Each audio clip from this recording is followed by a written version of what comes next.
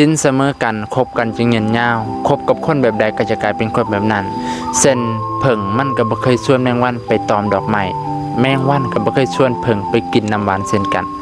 ถ้าเจ้าอยู่กับคนใจกว้างเจ้าก็สิมีสังคมหลายขึ้นถ้าเจ้าอยู่กับคนนักปราชญ์เจ้าก็สิมีความรู้ถ้าเจ้าอยู่กับคนใจบุญเจ้าก็สิมีเมตตา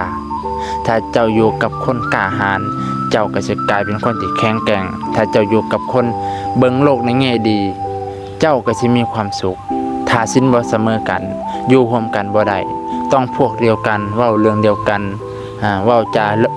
เรื่องเดียวกันถึงจะอยู่ร่วมกันได้เฮ็ดในเรื่องที่มักคือกันเว้าในเรื่องที่มักคือกันเฮาสนิทชิดเชื่อกับผู้ใดนั่นแปลว่าเฮาจะกลายเป็นคนแบบนั้นแมงวันมันไม่ได้ชวนกันไปกินน้ำหวานและเกสรดอกไม้ดอกแต่มันชวนกันไปกินแต่ของเน่าๆเสียๆเพราะฉะนั้นแล้วให้เจ้าเลือกเอาเจ้าอยากเป็นผึ่งหรืออยากเป็นแมงวันอยู่ที่ตัวของเจ้าเลือกขอเจริญพร